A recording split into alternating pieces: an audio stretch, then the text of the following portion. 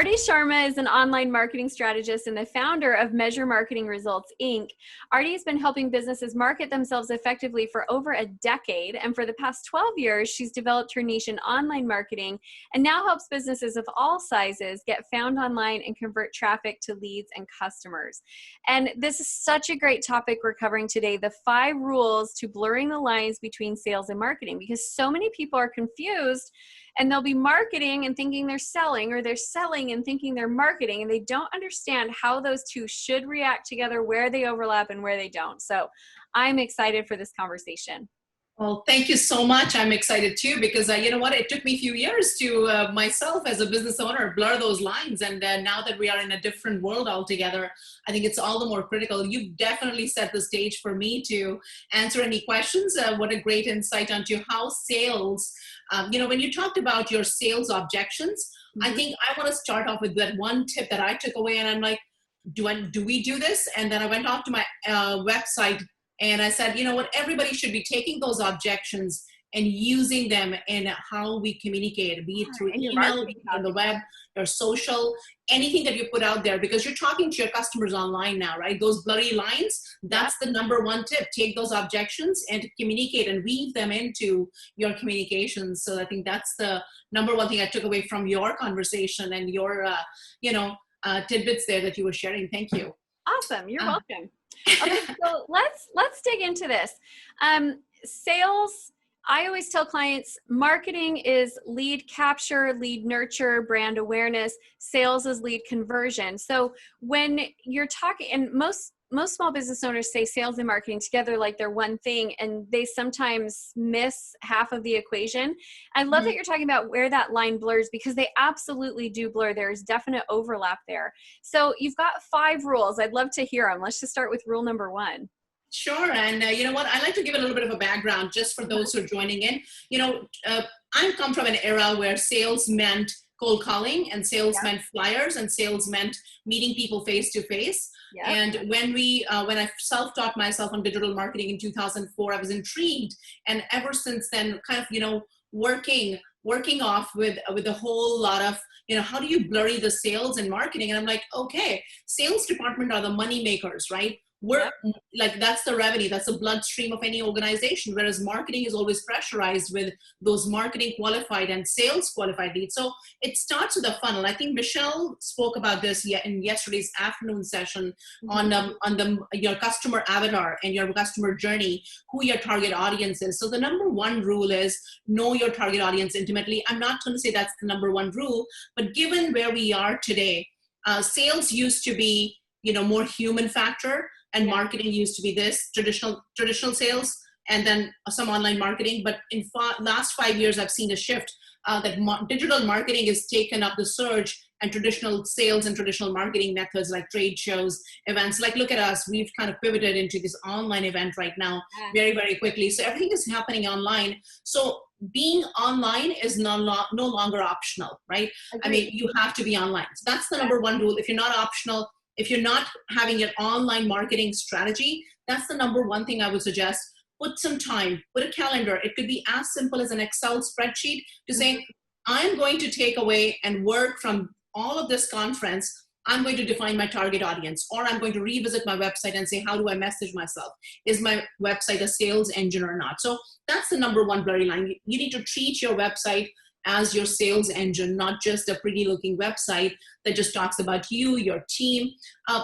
Use it as a sales engine. Put that content which allows those objections to diffuse. So for example, having those trust factors, right? So the number 1 factor that I would say is, the blurry line is the trust factor. It's blurred lines of trust.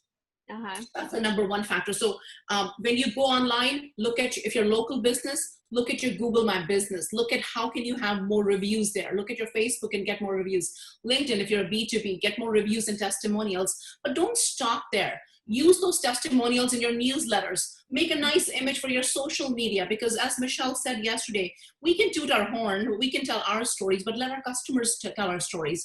I tried something a few years ago. I was speaking my first stage performance. I actually flew down one of my clients with me, and I said, hey, Jeff, would you introduce me to the audience, because now Jeff told their story about working with us, and that was an introduction. So do that on your webinars, do that on your lives and, Facebook Live. So that trust establishment, bring your clients in.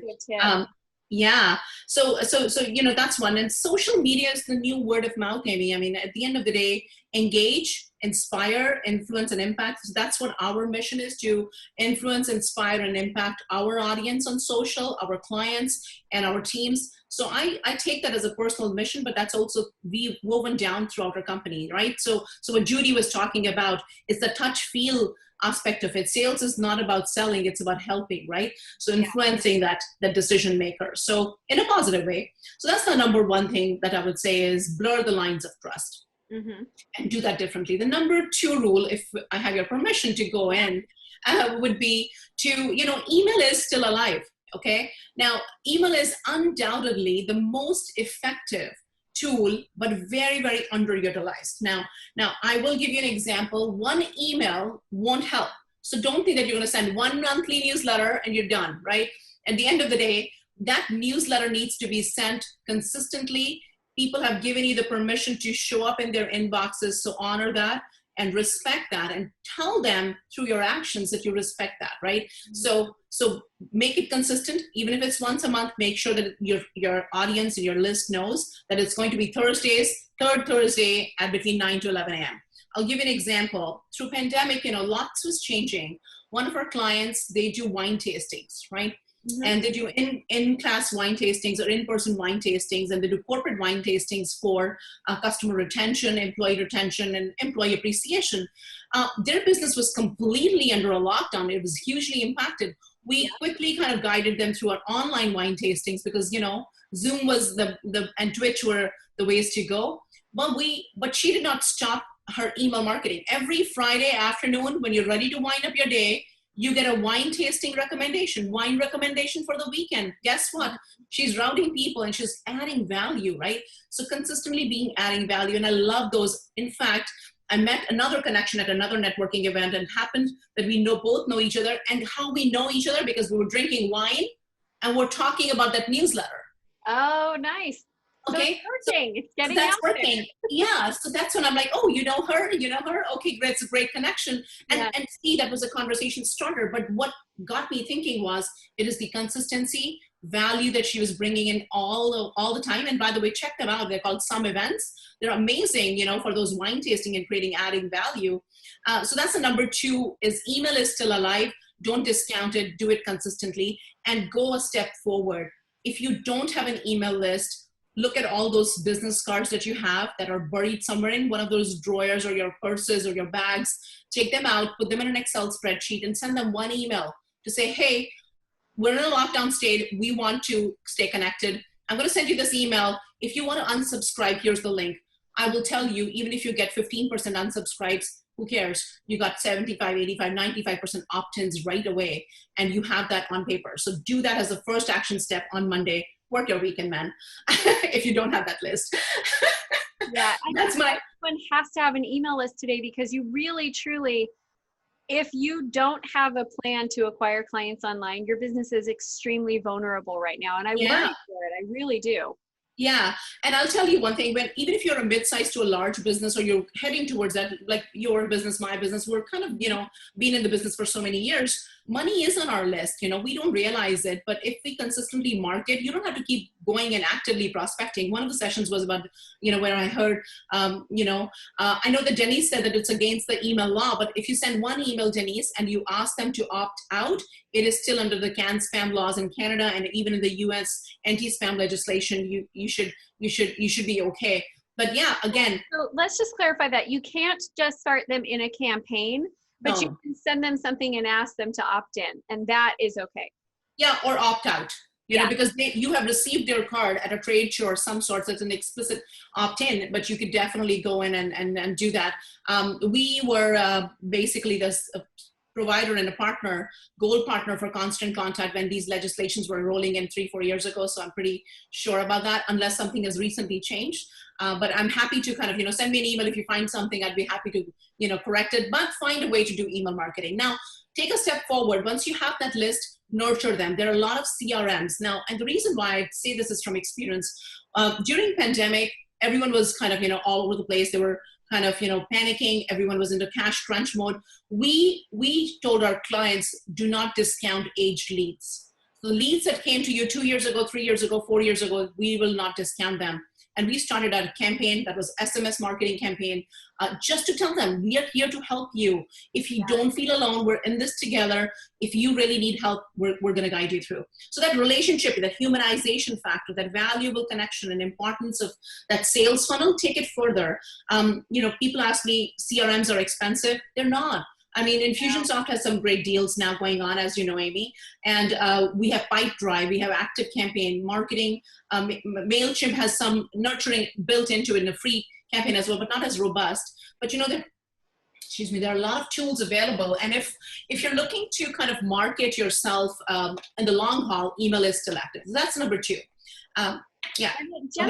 So much for your business. Like, that's the thing that you need to look at, is you need to figure out, how do I get my CRM to pay for itself as quickly as possible? So I actually pay a lot for my CRM. I use Infusionsoft to have lots of extra user licenses. I have all the features because I run my sales team through it. It still is like $800 a month, and it generates like $40,000 a month, so imagine. I mean, you know what? We sent an email and somebody said Fridays are not good day to market. Mark sends our newsletter on Fridays because that's timely. I find that Tuesdays and Thursdays are really good days to market your service, but at the same time, try and look for strategies that you'll know from your list what are the numbers and what the numbers of open rates are, and then accordingly kind of adjust them. Yeah. So emails alive, you need to go build that, blur the lines of trust and make sure that, the social medias and everything is communicating the same hymn book. Those objections are being taken care of. The number 3 rule that I would say is, don't stop producing content or don't stop marketing. That's the basic rule. During pandemic, you got to get pandemic ready once it opens up. And companies who market now have a leverage because paid advertising is at all-time low.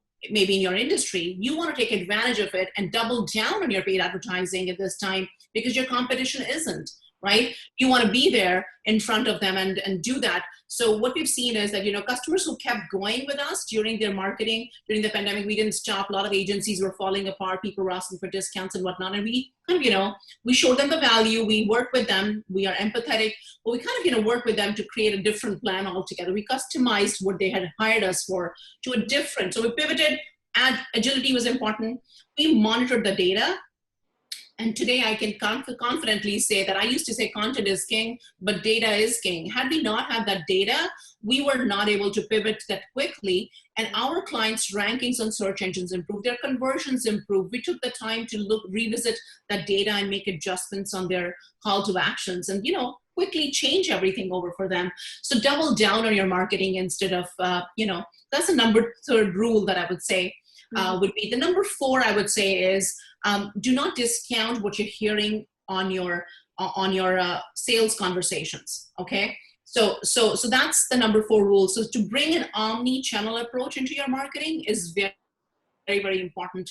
And if you had routed some budgets for trade shows, take that money and then put that into your online and digital marketing. Not because I'm a digital marketer, but the most important element is that in traditional sales and traditional marketing, you may have very little insight into what is working and what is not working. Whereas with online marketing today, these tools exist to help you measure the impact so that you can adjust, readjust, pivot, change your campaigns in the long run. I mean, if you're a really small business, start with as little as Google Analytics. Hire somebody. If you don't have anybody, I'll send my information. Send us an information. I'll have my team apply Google Analytics to you at no cost, man. I mean, measure that data to impact your overall marketing plans. Awesome. And number 5, which is the most important of all, would be to show up. To show up every day in your business and show up as a marketer. So how do you show up is through webinars, through videos, through do those lives. Don't hesitate. I mean, we're all working from home. If your cat's coming in, your pets are there, your children are there, who cares? I mean, everybody is used to it. So just show up and talk. And Steve Oshler gave such a great presentation yesterday on podcasting. You are afraid of video, go do talk to your computer, man. I mean, Yeah. I seriously, talk to your computer. Who cares? Like, I started it with a podcast. I have a podcast, and I think we put out some actionable items. I love that I'm able to today have a voice. So don't hesitate to say, I'm going to do it when I have X. Do it and learn. And my mentor says, initiation gets inspiration. So initiate that, but Yeah. do it in a disciplined manner, right? I So love show it. up.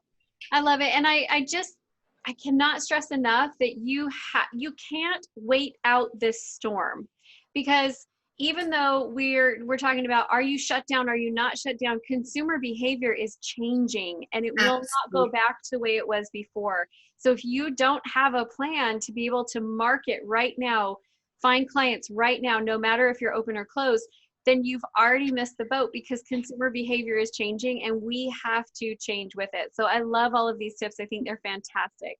Thank you so much for being on with us and for sharing. I know interviews are quick. So for our audience that wants to get in touch with you, what's the best way to connect?